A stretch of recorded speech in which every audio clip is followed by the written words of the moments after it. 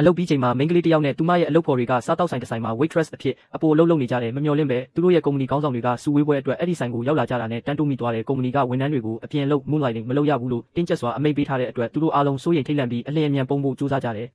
အချိန်ထဲမှာပဲခေါင်းဆောင်တွေကအော်ဒါမှာဖို့ပြင်နေကြတယ်ပထမအလုပ်ဖော်ကလွတ်မြောက်ဖို့အခြေအနေမရှိတော့လို့မျက်နှာကိုမိတ်ကပ်ထူထူလိမ့်ပြီး guard style ဝတ်စားဆင်ရင်သူတယောက်လိုလောင်ပြောင်းလဲလိုက်ရတယ်သူမရဲ့ပုံမှန်တန်ကြောင့်ခေါင်းဆောင်တွေအားလုံးထိတ်လန့်သွားပြီးမျက်နှာကိုမနီးကပ်ကြည့်ရကြပဲယဉ်ကျေးစွာနဲ့အော်ဒါတွေကိုပြောလိုက်ကြတယ်ဒီလိုနဲ့ပထမအလုပ်ဖော်ကအောင်မြင်စွာလွတ်မြောက်သွားနိုင်ခဲ့တယ်ဒါပေမဲ့ခေါင်းဆောင်တွေကရေတပူးထပ်ယူခြင်းနဲ့လို့တောင်းလိုက်တဲ့အချိန်ဒုတိယအလုပ်ဖော်ကတကားကိုတွန်းဖွင့်ပြီးထပ်မံပေါ်လာတာနဲ့ခေါင်းဆောင်တွေအားလုံးထပ်ပြီးထိတ်လန့်သွားကြပြန်တယ်သူမကဂျပန်ဂေးရှာမိတ်ကပ်လိန်ထားပြီးဂျပန်အတန်အနေနဲ့ပြောဆိုလုပ်နေခဲ့တယ်ဒီထူးဆန်းတဲ့ပုံစံကြောင့်ဆိုင်ရဲ့ထူးခြားတဲ့ style ဖြစ်မယ်လို့ခေါင်းဆောင်ကထင်ပြီးတိတ်ဆိတ်သွားကြတယ်နောက်ထပ် order ထပ်မှာရင်နောက်ထပ်စာပါရဲ့မိတ်ကပ်ကိုပါကြည့်ကျင်လာတယ်အဲ့ဒီအချိန်မှာမိန်းကလေးရဲ့မိတ်ကပ်ကမပြီးသေးဘူး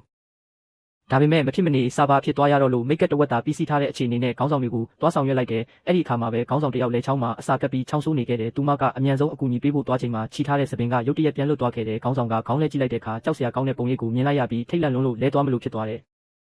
ဒီအချိန်ကိုအတုံးချပြီးမိန်းကလေးကသူ့လက်ချောင်းနဲ့ကပ်နေတဲ့ကတော့မုံလာဦးကိုအောင်မြင်စွာဆွဲထုတ်ပေးနိုင်ခဲ့တယ်အသက်ရှင်သွားတဲ့ခေါင်းဆောင်ကကိုယ်တိုင်တကယ်တမ်းတရေတကောင်ကိုမြင်လိုက်ရတယ်လို့ထင်ပြီးနီးပါးတည်တော့မလို့ပါပဲလို့တက်ပြင်းချလိုက်တယ်သူမကအသက်ကယ်ပေးခဲ့တာကိုကျေးဇူးတင်တဲ့အနေနဲ့ခေါင်းဆောင်ကအထူးအနေနဲ့ဒေါ်လာ3.3.3.3တိတိကိုဆုလက်အဖြစ်ချန်ထားပေးခဲ့တယ်